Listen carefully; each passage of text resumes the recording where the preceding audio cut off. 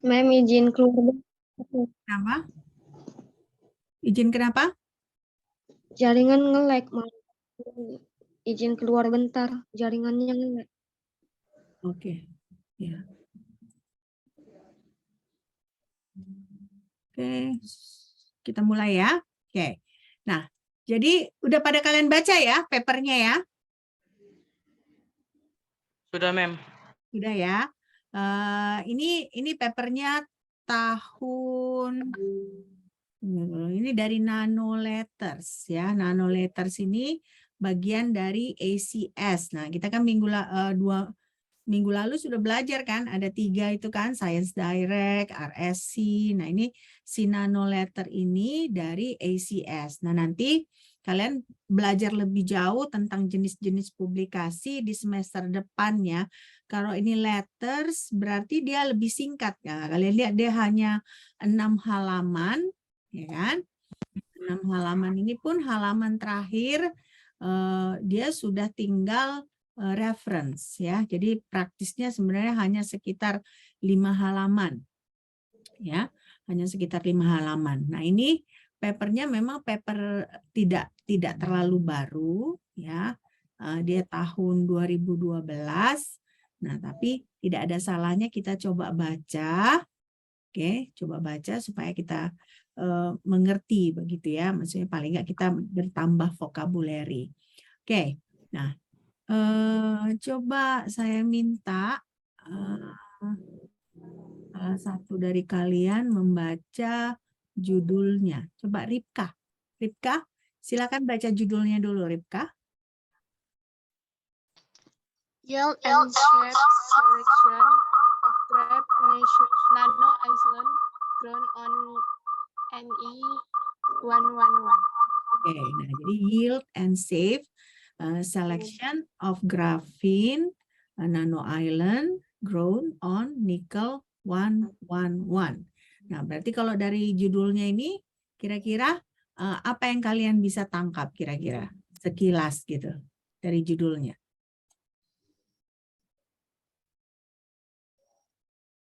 Sudah dibaca kan papernya ya? Sudah kan? Sudah baca ya. Nah, jadi dari judulnya ini kira-kira apa yang kalian tangkap? Pertama, kuncinya apa? Ada grafin, ya kan? Baru ada nikel 111.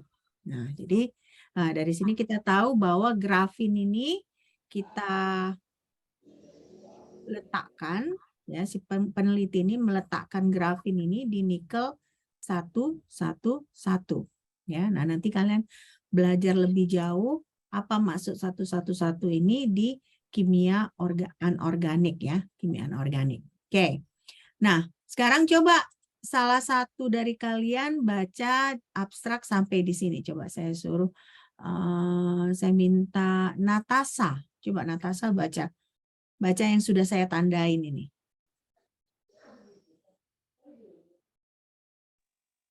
The catalytic decomposition of hydrocarbon on transition metal surface has attracted increasing interest as a method to prepare high-quality graphene layers. Here, we study the optimal reaction path for the preparation of graphene nano-island of selected shape using controlled decomposition of propane on Nikel. 111. Nah, Ni itu nikel ya. Ni itu nikel. Nikel 1111. Oke. Nah, kalau dari paragraf pertama ini, apa yang bisa kalian tangkap?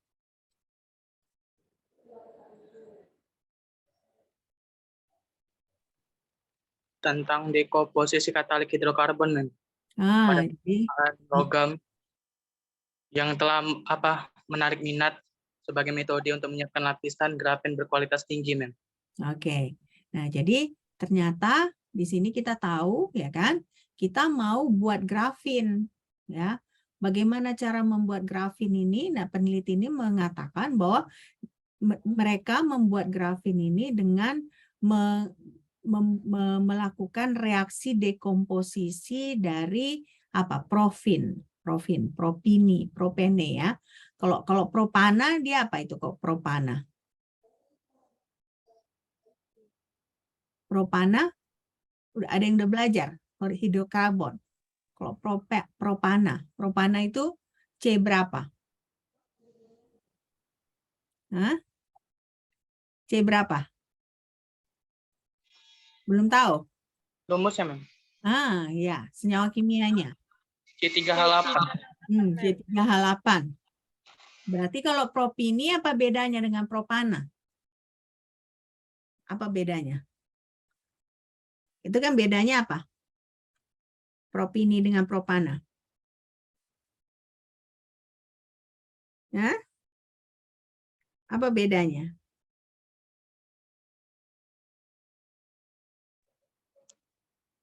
Alkana dengan Alkana dengan alkena.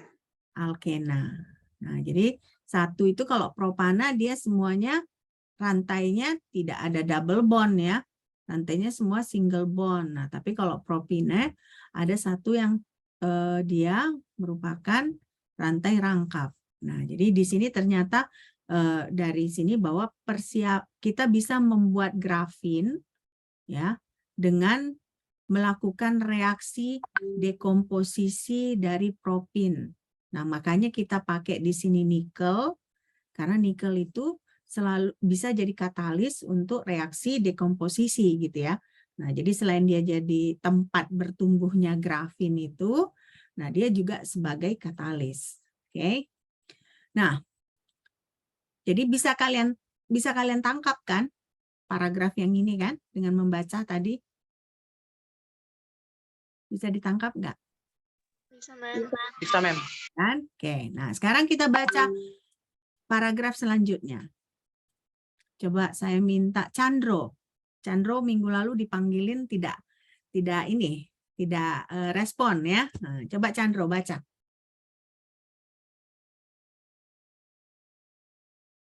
Chandro. Ya, Mem. Nah, silahkan dibaca.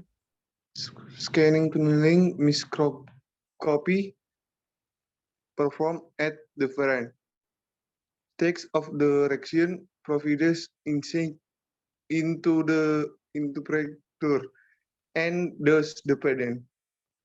Ground of Grapevine Island, which precedes the confirmation of monolayer grapevine. The effect of protection annealing on the morphology of the island is studied by injecting the initial propane dose. Reaction temperature and post-tunneling procedure island with a trigger of hexagonal shape can be selectively obtained. Oke. Nah, ada beberapa yang saya perlu perbaiki ya, Chandro. Pak didengar ya. Oke. Scanning tunneling microscopy performed at different stages of the reaction provides insight into the temperature and dose-dependent growth of graphene islands, which precede the formation of monolayer graphene. The effect of post-reaction annealing on the morphology of the islands is studied. By adjusting the initial profane dose, reaction temperature, and post-annealing procedure, islands with triangular or hexagonal shape can be selectively obtained. Oke, nah jadi ada beberapa yang kamu membacanya kurang tepat, ya. Misalnya tadi apa adjusting, ya, post annealing, dose dependent, graphene. Nah, itu yang perlu kamu pelajari cara membacanya, karena kan kita di sini belajar bahasa Inggris tidak melulu grammar, tidak melulu membangun kemampuan. Nah, kita harapkan juga cara kamu mengucapkan juga bisa diperbaiki. Oke. Nah, oke, sekarang kita coba baca, coba kalian beritahu saya hasil kalian baca di rumah, apa kira-kira maknanya? Apa informasi yang kita dapat di sini? Pemindai Microsoft Tunnel. Pemindai Microsoft Tunneling. Scanning tunneling microscopy apa bahasa Indonesianya? Pemindaian mikroskop tunneling. Pemindai Mikroskop tunneling. pemindai mikroskop tunneling, gitu ya. Iya, Nah, sekarang nanti ya di kimia kuantum kalian ada belajar tentang tunneling ini, ya. Tunneling itu nanti ada kalian belajar, itu salah satu efek dari kuantum, ya. Nah, jadi nanti kalian pelajari. Nah, jadi pertama kita tahu alat yang mereka pakai itu adalah scanning tunneling microscopy. Makanya tadi ada gambar kan, kalian lihat di apanya, di jurnalnya ada gambar nggak? Nah, ada gambar kan? Ada gambar. Nah, jadi berarti dari situ kita tahu pertama alat yang digunakan itu adalah scanning tunneling microscopy. Nah, selain itu apa yang kalian dapat dari paragraf ini?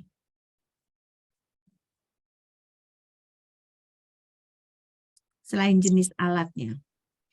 Pembentukan grafin monolayer. Pembentukan grafin monolayer ya, monolayer. Nah, dari situ ternyata pembentukan grafin monolayer itu dipengaruhi oleh apa? Post traction Post annealing procedure. Nah, baru apa lagi?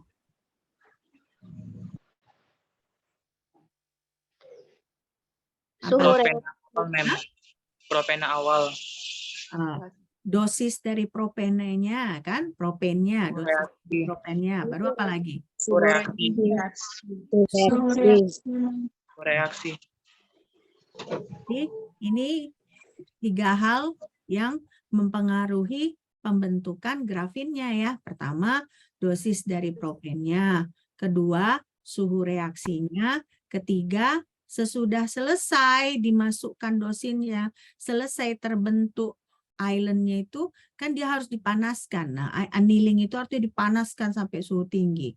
Nah, jadi ternyata proses pemanasannya itu pun berpengaruh, gitu ya. Nah, selain itu apa morfologinya, apa modelnya si grafin ini di nikel 11 itu?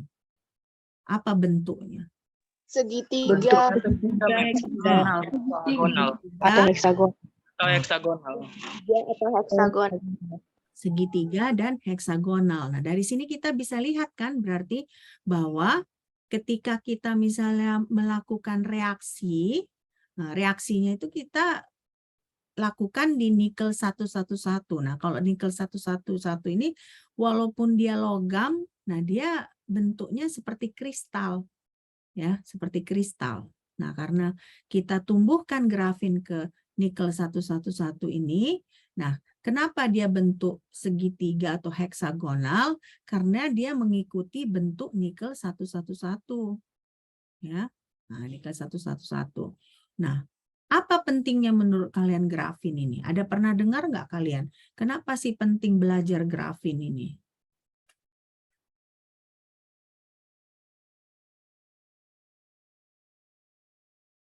Terus di sini kan disebut nano island. Apa artinya nano island?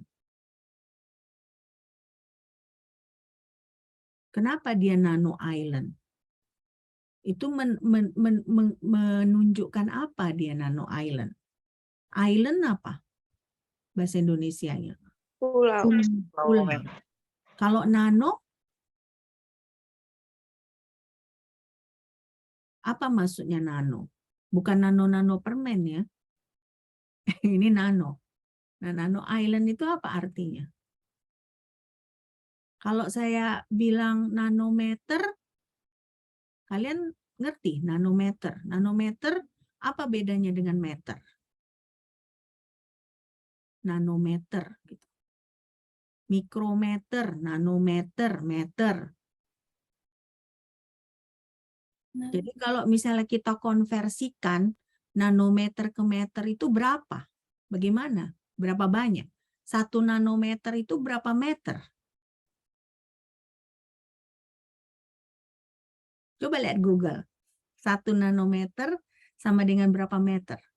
9 meter, mem. Berapa? 9. 9? 1 miliar, mem. 1 miliar. Ya, 1 mem. 1 meter itu 1 miliar nanometer. Nanometer. Nah, Iya, mem. berarti kalau kita balikkan 1 nanometer berapa meter? 10 pangkat negatif berapa? 9. Negatif 9, mem. Negatif 9. Nah, 9. sekarang kalian bayangkan, ini katanya nano island. Berarti nanonya itu, berarti islandnya itu dalam ukuran nanometer, ya kan? Jadi sangat-sangat kecil yang sebenarnya kalau dengan kasat mata nggak bisa kita lihat. Makanya di sini dipakai alat apa? Scanning, tunneling, mikroskopi. Ya. Nah, jadi sebenarnya kalau penelitian ini ya, ini penelitian yang indah ya, karena pakai scanning, tunneling, mikroskopi kita bisa melihat bentuknya, bisa melihat bagaimana strukturnya. Nah, jadi itu yang kita dapat di sini. Oke, nah sekarang kita coba baca di introduction. Saya minta Febi Lumban Tobing coba baca yang saya sudah tandai. The epitaxial growth of graphene on transition metal substrates represent one of the most promising routes for the production of large area graphene sets, offering significant advance over the micromechanical clips of highly oriented pyrolytic graphite. Different factors such as the type of substrate, carbon precursor, temperature, and pressure have been shown to affect the growth mechanism. Oke. Nah, jadi epitaxial growth of graphene on transition metal substrate. Nah, di sini berarti apa substratesnya kalau di paper ini? Apa substratesnya? Substrate itu artinya tempat bertumbuhnya. Apa tempat bertumbuhnya di sini?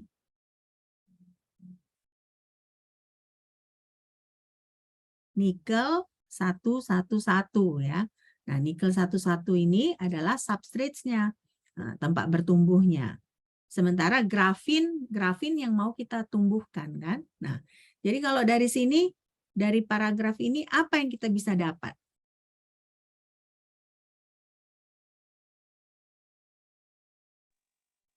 Tentang keuntungan pertumbuhan ekspektasi grafen nggak?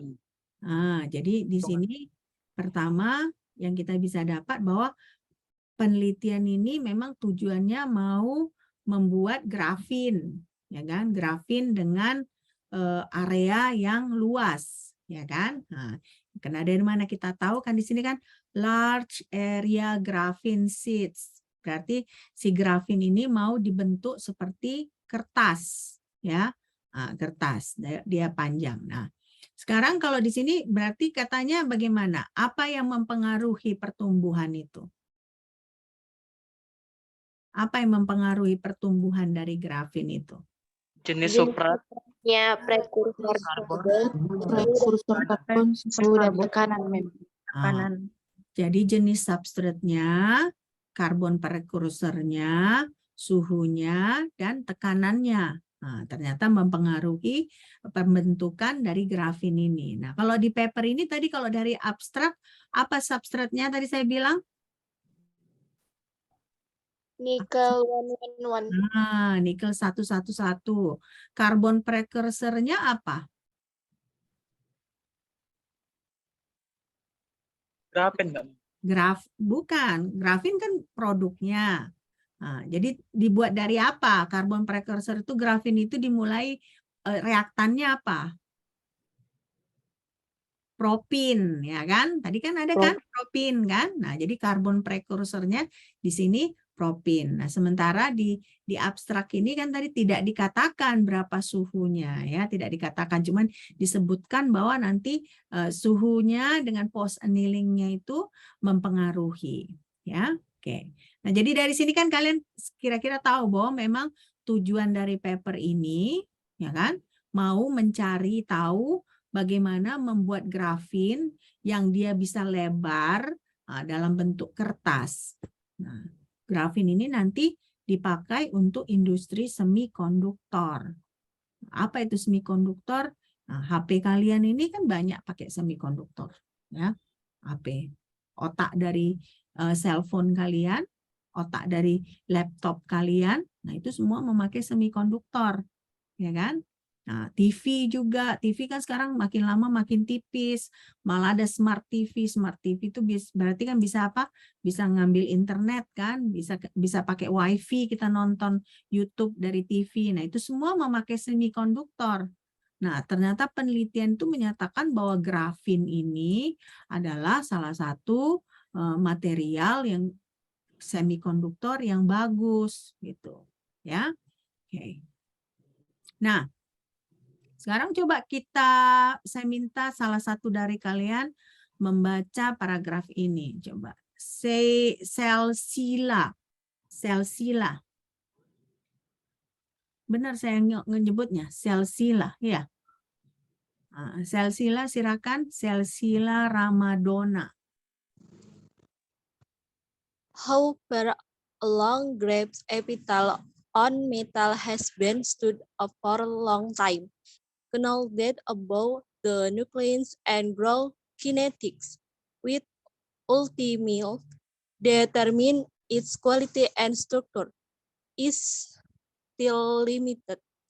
Progress in his field in hindered by the breach of cervical red lighting process that competing with out the ground of graphite, such a desorption of the carbon precursor, the formal of carbide press and C dissolution into the bulk. Oke. Nah, coba saya ada beberapa kata yang harus diperbaiki ya cara membacanya ya. Coba kamu dengarkan. Nah, however, although graphene epitaxy on metals has been studied for a long time, knowledge about nucleation and growth kinetics, which ultimately determine its quality and structure, is still limited. Progress in this field is hindered by the presence of several rate-limiting processes that compete with each other toward the growth of graphene, such as desorption of the carbon precursor, the formation of carbide phase, and the carbon dissolution into the bulk. Oke, nah sekarang kalau dari paragraf ini, apa yang dibicarakan? Faktor penghambat pertumbuhan dari grafin. Ya, faktor penghambat pertumbuhan dari grafin. Nah, apa aja faktor pertumbuhan dari grafin ini? Observasi baik. Jadi faktor penghambatnya ini kan, nah apa aja ini? Desorption of the carbon precursor. Apa maksud desorption itu? Desorption, apa maksud desorption? Pembatas laju, Min. Hah? Itu rate limiting kan? Itu rate limiting process kan? Nah, rate limiting process itu ya itu memang penghambat ya. Nah, tapi maksudnya desorption apa desorption? Desorpsi ya. Desorpsi ya. Tapi proses desorpsi itu apa? Seperti desorpsi prekursor karbon. Iya, di sini iya memang desorpsi karbon prekursor. Nah, maksudnya bagaimana itu desorption? Lepasan ikatan ion, Mem. Lepasan kembali ion. Molekul. Pelepasan kembali ion, Mem. Pelepasan. Jadi maksudnya kalau desorpsi itu kan berarti dia keluar dari permukaan nikel 11 itu kan? Nah, itulah proses desorpsi. Nah, ternyata kalau misalnya karbon prekursornya itu tidak mau lengket, di permukaan nikel 111 itu, nah itu menghambat pembentukan dari grafin tersebut. Nah, kalau dia menguap, nah, desorpsi itu seperti menguap artinya ya. Nah, jadi dia lepas dari substrat ini. Nah, baru yang kedua, the formation of carbide phase. Carbide itu apa? Pembentukan Karbida. Nah, berarti kalau misalnya yang terbentuk di permukaan nikel 11 itu karbon, ya, dia itu justru menghambat, ya. Kalau nggak grafin, kalau ternyata gini kan, kalau misalnya kita mau membuat, ini kan reaksinya prekursornya tadi apa? Propin, ya kan?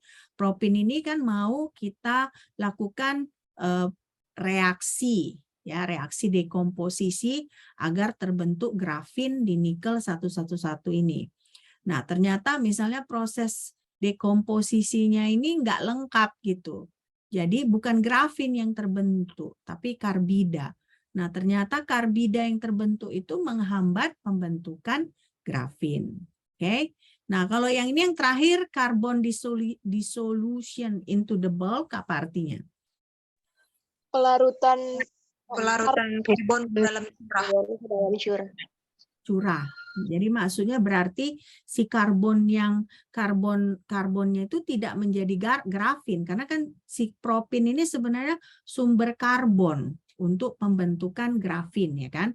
Nah, yang terjadi dia bukan menjadi nano island gitu ya, tapi dia malah nggak terbentuk, dia strukturnya mengikuti nikel 111, dia jadi curah gitu ya, jadi amorf dia. Kalau kalian kan tahu kan ada dua jenis struktur kan, ada amorf, ada morf kan.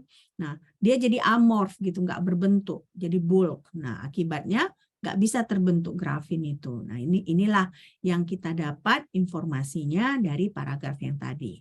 Oke. Nah, sekarang kita coba baca yang ini. Coba saya Elena Hasian. Coba baca yang sudah saya tandai. It is therefore an open question whether graphene epitaxy can reach the level of insight and sophistication typical of metal and semiconductor growth. Oke. Nah, jadi kira-kira apa yang didapat di sini?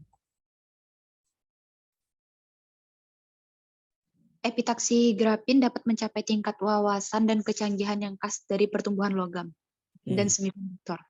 Nah, tapi itu masih open question ya. Jadi sekarang dipertanyakan apakah kalau grafin itu kita tumbuhkan di atas metal, ya kan? Tadi kan nikel 111.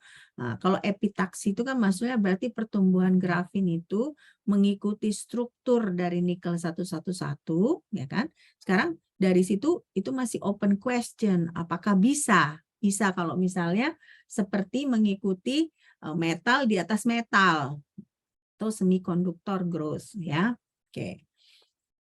Nah, sekarang coba kita baca yang ini. Oke, siapa ini ya? Krista. Coba baca yang sudah saya tandai. A related issue concerns the possibility of fine-tuning the axial process to induce the self-assembly of graphene nanostructures of well-defined shape and dimension. Owing to confinement on X device, graphene quantum dot have attracted considerable interest for application in nanoelectronics 1920 as well as for fundamental reason. Oke. Nah, coba kira-kira apa yang kita dapat di sini? Bagus ya, Krista.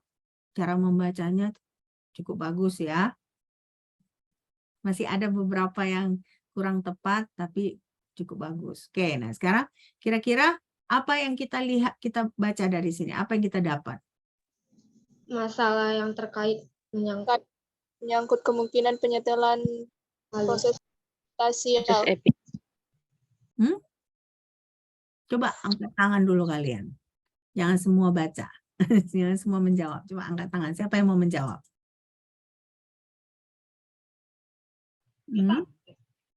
Tentang menyangkut kemungkinan penyetelan halus proses epitaksial, Mem. Jadi pertama penyetelan proses epitaksial. Makanya kita tadi kan tahu dari di abstrak ini bahwa diketahui ada beberapa parameter yang menentukan pertumbuhan dari grafin, ya kan? Itu yang pertama. Yang kedua, apa ini? Quantum dots itu apa? Ada yang tahu nggak? Titik kuantum, Titik kuantum. Nah, jadi titik kuantum, baru katanya di sini for application in nanoelectronics. Nah, tadi kan saya sudah bilang kan bahwa memang grafin ini aplikasinya di electronics. Nah, sekarang kan kalau misalnya kalian mengikuti teknologi terbaru gitu ya, ada istilahnya 9 nano. Ya, teknologi 9 nano katanya. Berarti artinya semikonduktornya semakin kecil. Nah, apa akibatnya kalau semakin kecil? Semakin kecil dia semakin cepat prosesornya. Makanya kalau sekarang kalian beli komputer itu prosesornya cepat ya. Ya, kayak komputer saya ini kan, saya komputernya tahun 2022 baru ini kan ya. Jadi kalau saya nyalakan dia cepat langsung bisa membuka. Beda dengan komputer saya yang lama. Komputer saya yang lama saya beli tahun 2014, saya nyalakan, ada beberapa lama proses dia untuk bisa kita pakai. Nah, itu jadi kecepatan itu kepada siapa kita berterima kasih? Kepada grafin ini ya, teknologi 9 nano. Jadi semakin kecil, semakin cepat dia prosesornya. Oke? Nah, inilah dia. Jadi dari sini kalian bisa lihat kan, pertama yang kita pelajari di sini, pertama produknya grafin, kan? Nah, grafin itu kita tumbuhkan di mana? Di nikel 111. Nah, jadi si nikel 11 ini seperti kayak template-nya gitu ya. Kalau kalian misalnya membuat sesuatu, misalnya buat cookie aja, buat kue, itu kan kadang-kadang ada yang misalnya kalau mau buat bintang kuenya kan ada yang dari kaleng itu kan. Nah, jadi nikel 11 ini fungsinya seperti template. Nah, baru tadi reaktannya apa? Propin. Reaktannya propin, reaksinya dekomposisi of hidrokarbon. Ya, oke. Nah, coba sekarang kita langsung baca ke sini lah.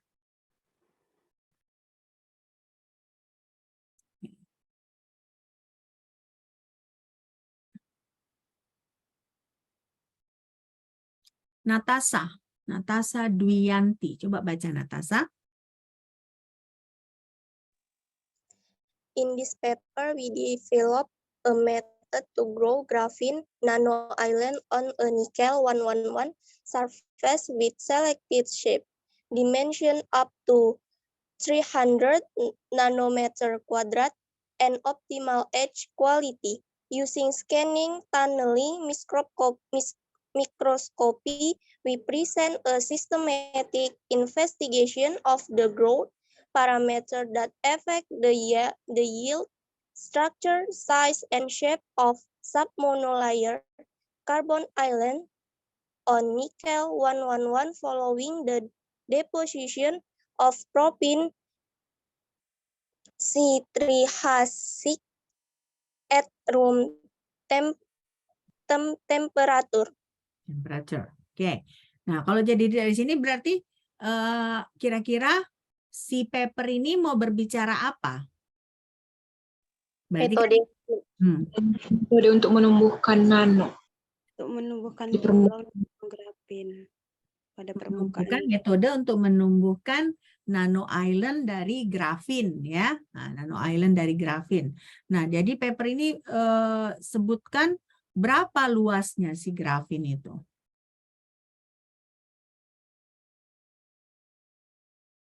Berapa kira-kira luasnya? 300 nanometer, Mem. 300 nanometer square.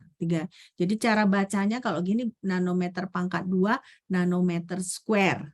Ya, nanometer square. Nah, jadi 300 nanometer square. Nah, kalau ini apa artinya? Optimal edge quality. Optimal edge quality.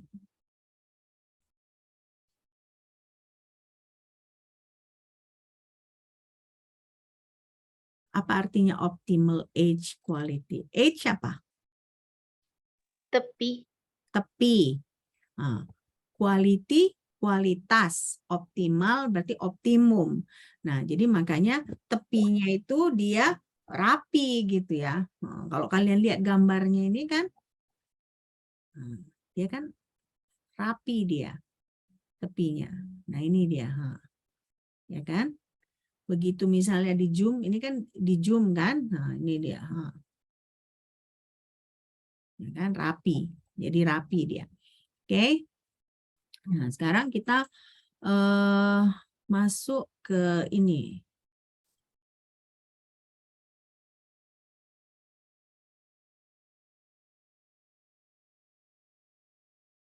Oke, coba baca ini.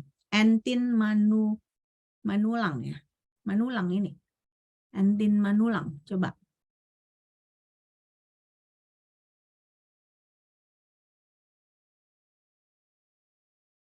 Entin, dengar suara saya enggak? Entin.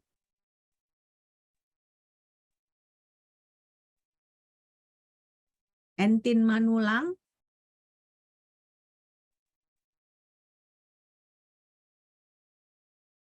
Oke. Sri Mulyani Rizky. Coba Sri Mulyani Rizky.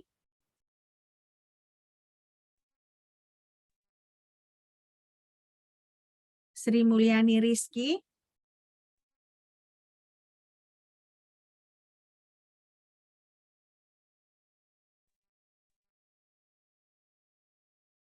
Dengar suara saya?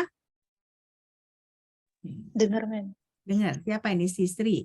Sri yang dengar atau Entin? Enggak. Oke. Fitri Amorita kalau gitu. Coba baca. Fitri Amorita.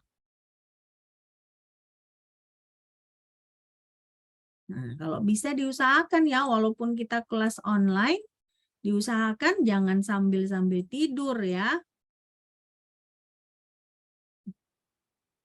Fitri Amorita.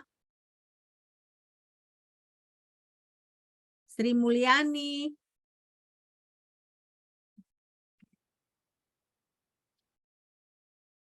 Ya udah, saya minta Tia deh. Tia baca ini. Tia Saragi. Tia Saragi ya. Nah, Tia Saragi bisa baca ini?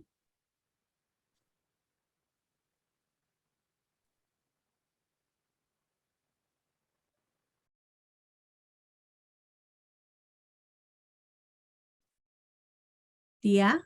Bisa, Ma'am. Oke, silakan. Although experiments were performed on a nickel single crystal surface kept in a ultralight vacuum chamber with a base pressure of 3 times 10 to the negative 10. 3 times 10 millibar. The crystal surface was cleaned by repeated cycles of air sputtering followed by annealing at 800 Celsius for 1 minute. Oke, saya ulangin ya. Now, all the experiments were performed on a nickel 111 single crystal surface kept in a ultra high vacuum chamber with a base pressure of 3 times to the negative 10 millibar. The crystal surface were was cleaned by repeated cycle of argon plus sputtering followed by annealing at 800 degrees Celsius for 1 minute. Oke. Nah, dari sini berarti apa yang kita dapat? Pertama kali eksperimen itu dikerjakan di dalam apa? Permukaan kristal tunggal. Permukaan kristal tunggal maksudnya substratnya itu bukan kristal tunggal gitu ya. Nah, tapi misalnya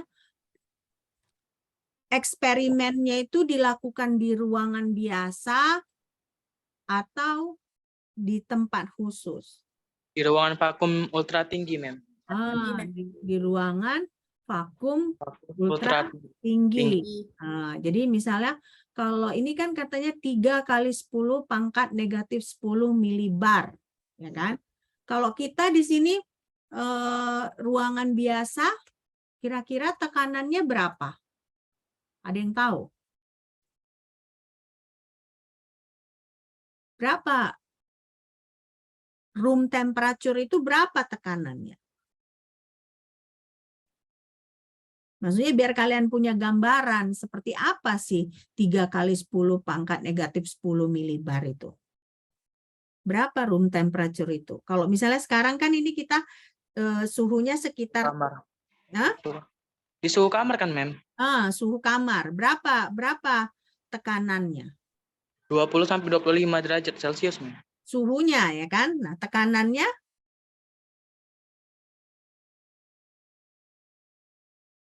Tekanannya itu berapa?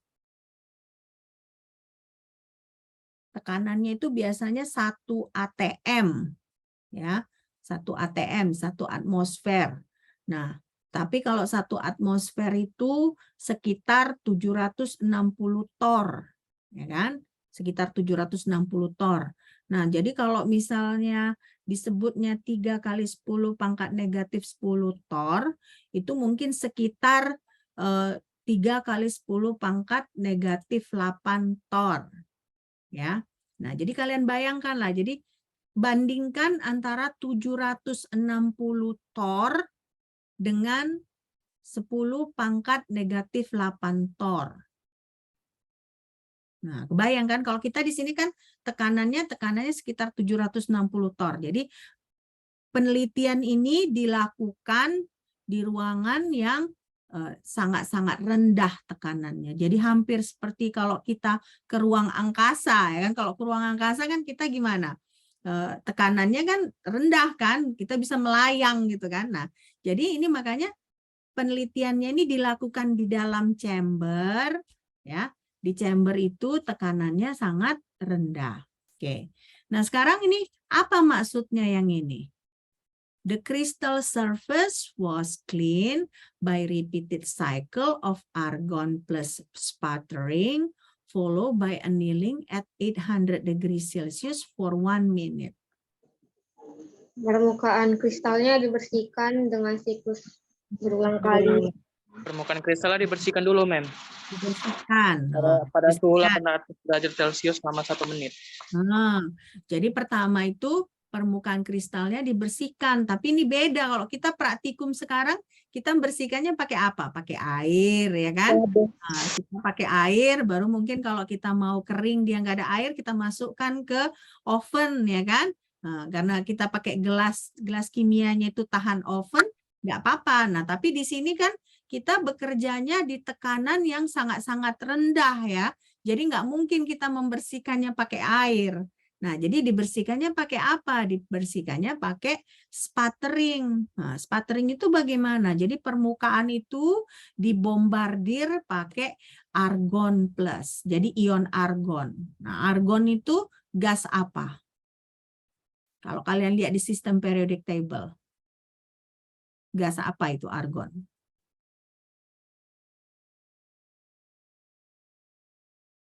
Coba kalian lihat sistem periodic table kalian. Argon itu disebut gas apa? Gas mulia, Mem. Hah? Gas? Mulia. Mulia. Nah, gas mulia itu berarti bagaimana? Apa bedanya gas argon dengan gas oksigen misalnya? Kalau oksigen dia bagaimana? Ini kan disebut gas mulia. Nah, apa keunikan gas mulia ini? Gas mulia elektron valensinya 7. Elektron apa? Valensinya tinggi. Nah, jadi kalau elektron valensinya tinggi bagaimana? Kalau oksigen misalnya kena ke logam, apa yang terjadi? Akan terjadi oksidasi sama logam, jadi bisa terjadi Jadi berarti kalau oksigen itu dia bisa bereaksi dengan si logam gitu kan ya. Nah, tapi kalau argon itu kan kalian bilang tadi kan gas mulia kan. Nah, dia tidak akan bereaksi dengan logamnya. Nah, ini kan kita mau membersihkan nikel. Kalau kita mau membersihkan nikel nggak mau kita kan si pembersih itu bereaksi dengan permukaan itu kan, makanya digunakan dia gas argon yang dia tidak akan bereaksi dengan nikel.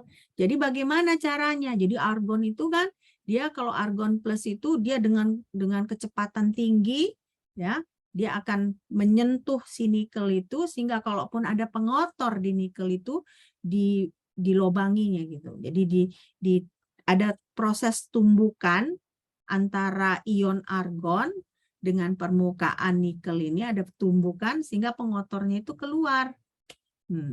Terus makanya kita perlu proses annealing karena setelah proses sputtering itu ada lobang-lobang di nikel itu. Kita nggak mau lobang-lobang kan, nanti kalau lobang-lobang kan berarti si grafin itu juga mengikuti lobang-lobang itu kan pertumbuhannya. Kita mau kan si nikel ini dia bersih, tidak ada pengotor, dan selain itu dia harus balik rapi gitu, rata. Ya. Nah, membalikkan dia rata akibat sputtering ini, makanya kita perlukan annealing, pemanasan ke 800 derajat Celcius sehingga yang berlobang-berlobang tadi balik lagi dia rata. Ya. Nah, ini kalau misalnya disebut cycles berarti cukup sekali prosesnya ini. Berulang kali. Makanya sputtering, annealing, sputtering, annealing. Nah, jadi berulang kali dilakukan. Oke. Nah, sekarang coba baca yang ini. Eva Juenda. Eva Juenda bisa baca yang sudah saya tandai.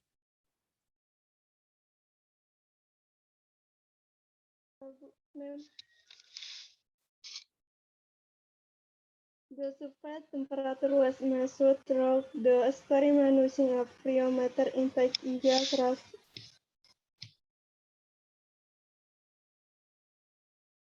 with plus minus 25 degrees Celsius accuracy at, lanjutkan Eva. Eva?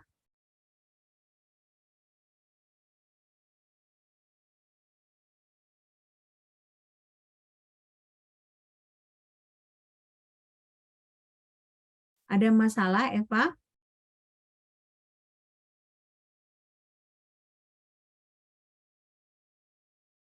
Eva?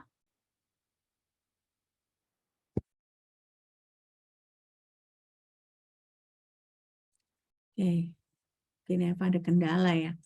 Oke, saya minta siapa lagi nih ya? Nadia ya. Nadia coba baca ini Nadia. Coba diulang dari awal.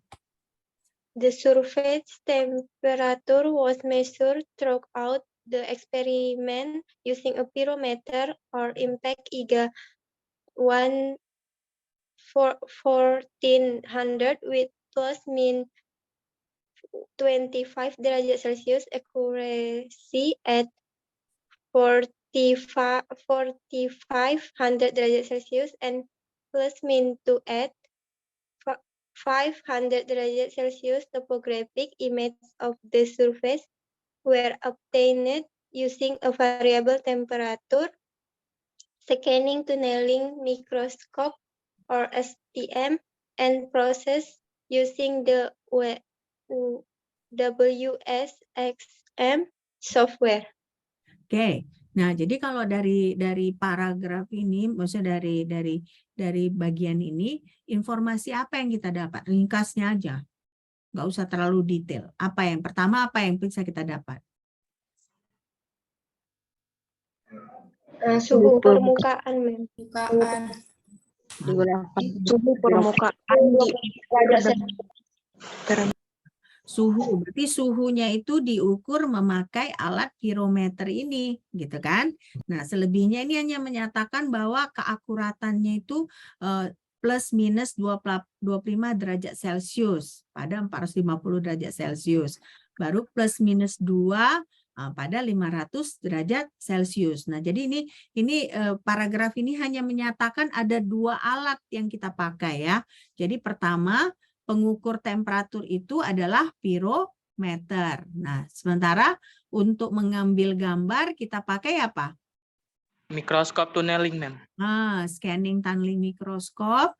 Nah, baru gambar-gambar dari scanning tunneling mikroskop itu dianalisa memakai software WSM, ya, WSM. Nah, jadi kalau kita menulis paper, kalau kalian perhatikan di sini harus jelas alat apa yang kita pakai, keakuratannya bagaimana.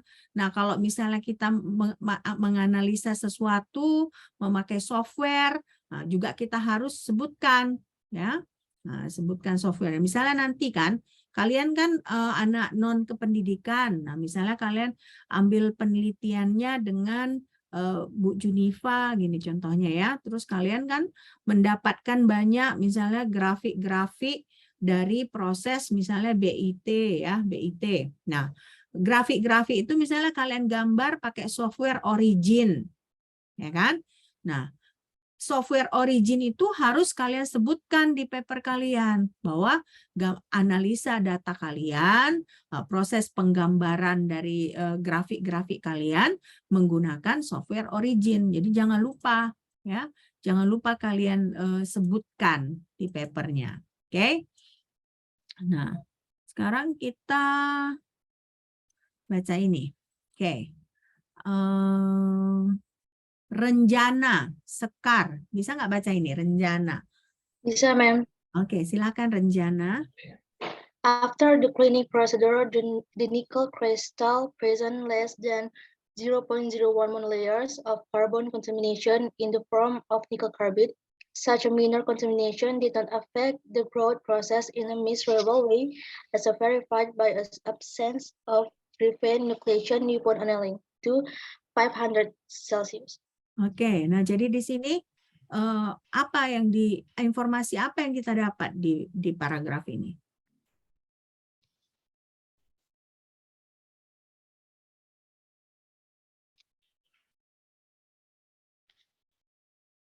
Kristal nikel menyajikan kurang dari 0,01 monolayer. Nah, jadi walaupun kita sudah bersihkan memakai proses sputtering dan annealing tadi, tetap ada kontaminannya ya. Kontaminannya itu adalah apa tadi? Nikel karbida ya kan? Nah, di sini nikel karbida. Nah, tapi dia kontaminannya sedikit karena dia hanya 0,01 monolayer yang berarti mungkin kalau satu monolayer itu mungkin satu monolayer itu dia ukurannya sekitar 1 angstrom. Jadi sekarang kan tadi kan saya bilang 1 nanometer berapa meter? 10 pangkat berapa tadi? 9, Mem. 9 meter. Nah, coba sekarang kalian cari 1 angstrom itu berapa meter?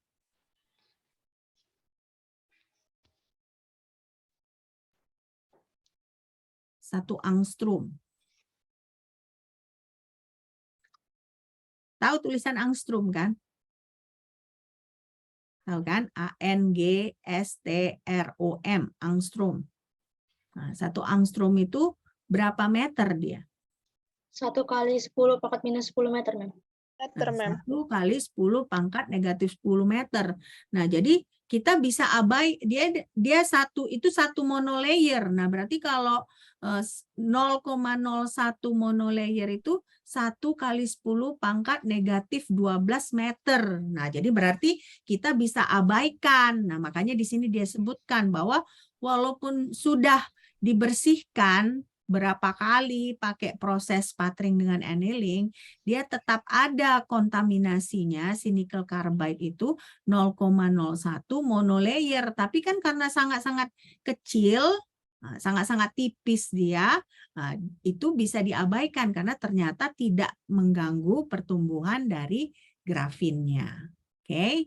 Nah, sekarang saya tanya ke kalian. Oke, saya mau bertanya ke kalian.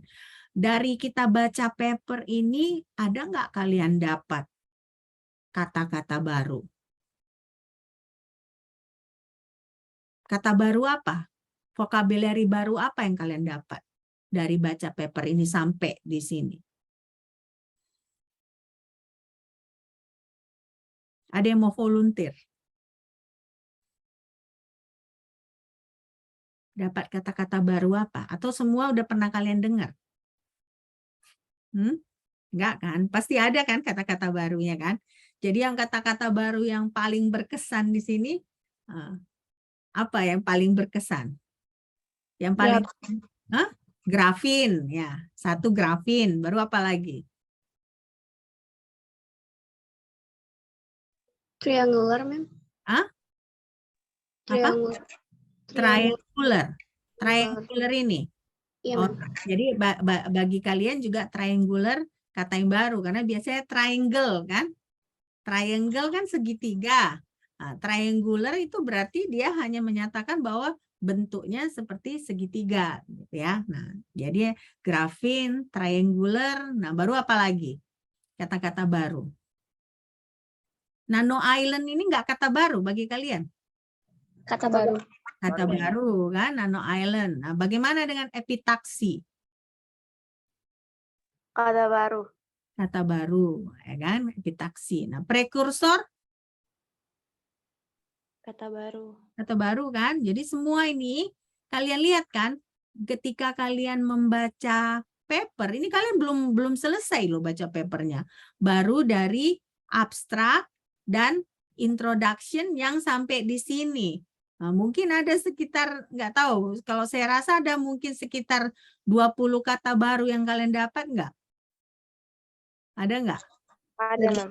Ada kan? Nah, jadi maksud saya memperkaya hasanah perkataan kalian dalam bahasa Inggris itu bisa juga dengan cara membaca paper, ya kan? Nah, jadi diperkaya hasanah kalian, ya kan? Selain itu, kata-kata yang kalian pelajari ini semua ada kaitannya dengan kimia, ya kan? Ada kaitannya dengan kimia. Misalnya contohnya tadi yang kalian pelajari, contohnya grafin.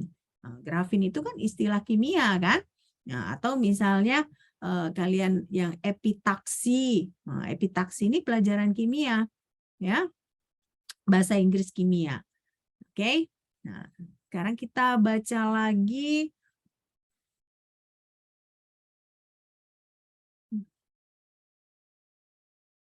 Oke, ini.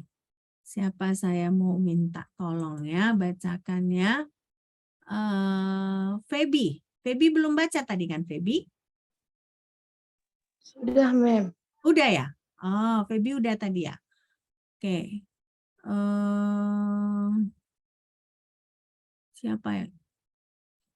Sipa deh, Sipa Yemima. Sipa ini bimbingan akademik saya ya? Iya, Sipa? Iya, Mem. Oke, silakan Sipa. The procedure used to prepare the graphene nano-island is divided in 3 steps. 1. Dosing of propane on nickel 111 at room temperature. 2. Decomposition of propane and formation of order C gases at the reaction temperature 315.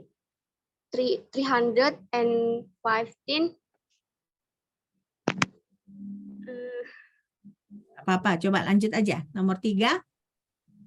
3. post handling of graphene nanoislands at temperature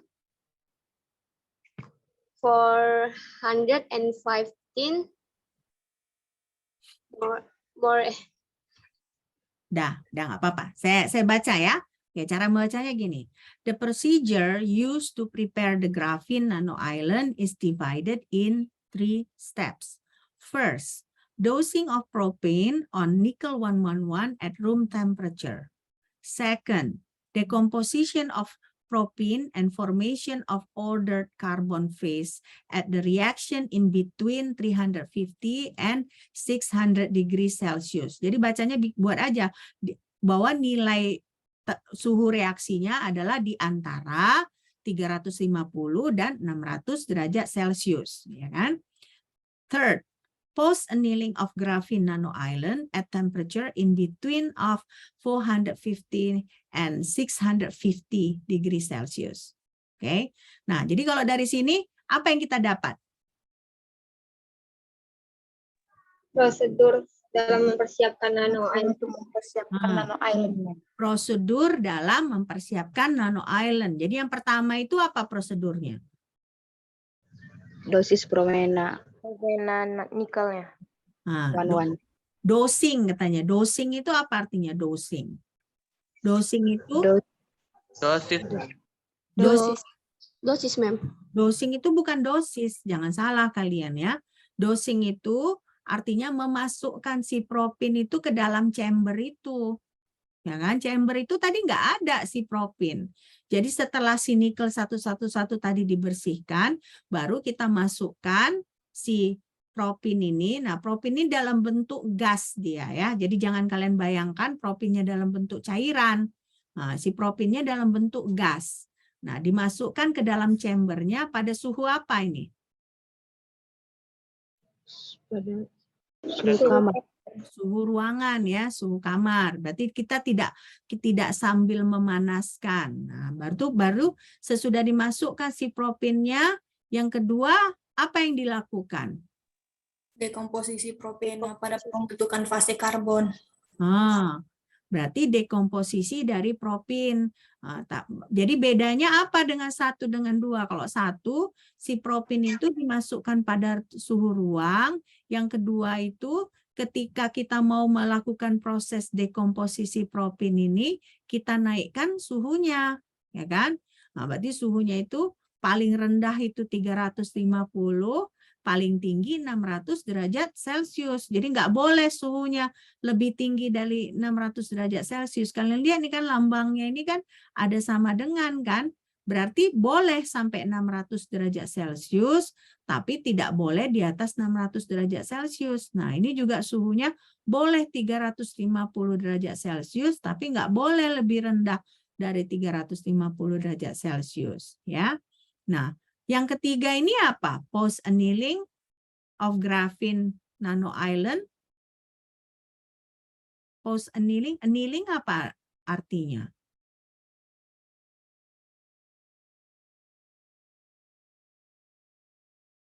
Annealing apa artinya?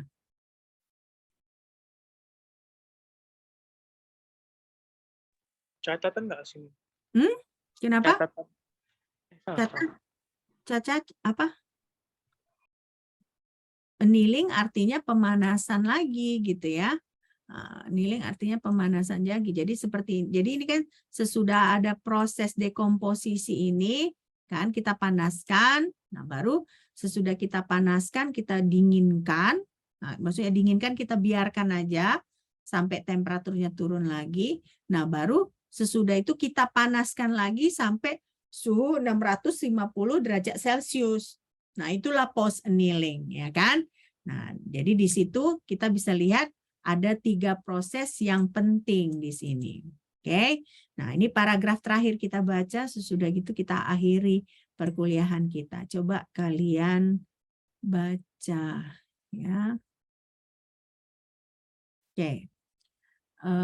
Siapa yang belum baca ini?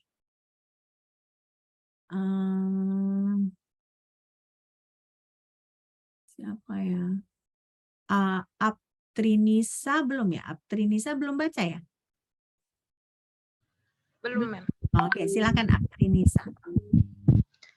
During the first two steps, propane decomposes and from graphene.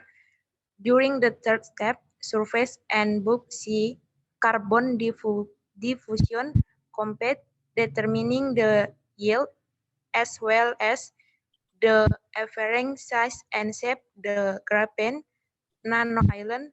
The initial dose of carbon in expressed in language calculated by time ingression of the partial pressure of propane. Oke. Nah, jadi during the first two steps, propane decompose and forms graphene. Nah, berarti tadi step 1 dan 2 mulai terbentuk grafin. Ya kan? Nah, mulai terbentuk grafin. Nah, tapi during the third step, surface and bulk carbon diffusion complete.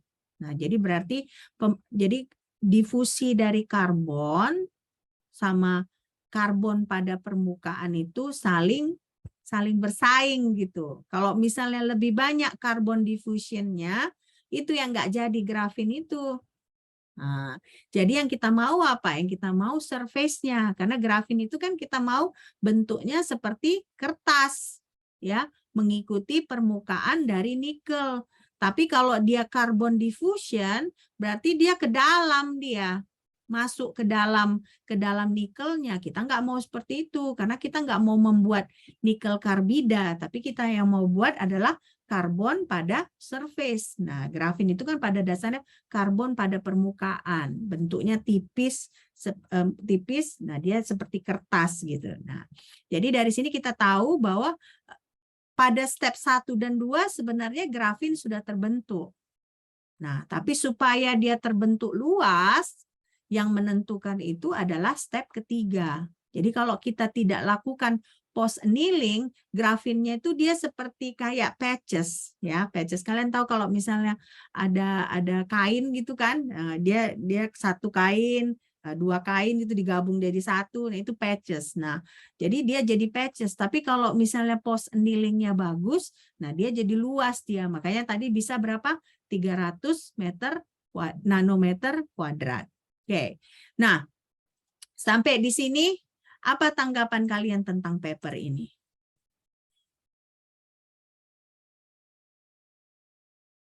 Apa kira-kira? Papernya sulit atau gampang? Cukup sulit. Sulit ya. Padahal itu nanoletter ya. Nanoletter, yang nanoletter artinya dia tidak ekstensif, tidak dalam itu datanya. Tapi itu pun bagi kita sulit untuk membacanya ya. Karena ini benar-benar bukan orang Indonesia yang menulisnya. Ya, ini dari mana tadi penelitinya? Kita lihat lagi ya. Nah, ini penelitinya dari University of Zaragoza, Spain. Spanyol. Spain. Ya, jadi dari Spain ya. Spanyol. Nah, ini kan dia disebut Catalan Institute of Nanotechnology. Nah, nanoteknologi. Jadi benar-benar memang mereka institut yang mempelajari khusus untuk teknologi nano, ya. Nah, jadi makanya di sini papernya memang saya rasa bukan paper gampang. Jadi saya pun tidak bilang, oh kalian kok nggak tahu, bukan. Memang ini paper yang susah. Nah, tapi paper susah pun kalian lihat, kira-kira ada nggak kalian setidaknya selama kita pertemuan sekitar sejam ini, ada nggak kira-kira 50% yang kalian mengerti? 50% ada nggak? Paling nggak? Ada lah ya. Saya rasa ada ya 50% paling nggak ya. Nah, tapi itu kan berarti kan accomplishment untuk kalian kan. Dalam 1 jam kalian paling nggak ada 50% yang kalian mengerti dari paper yang sulit seperti ini. Yang istilah-istilahnya mungkin sebagian besar dari kalian ini pertama kali kalian dengar. Ya kan? Benar nggak? Oke. Nah, sampai di sini ada pertanyaan? Tidak ada? Oke, kalau tidak ada pertanyaan, sampai jumpa minggu depan. Nah, saya berharap sekali semoga ya 1 jam ini berguna, kalian mempelajari sesuatu. Oke? Sampai jumpa minggu depan. Bye.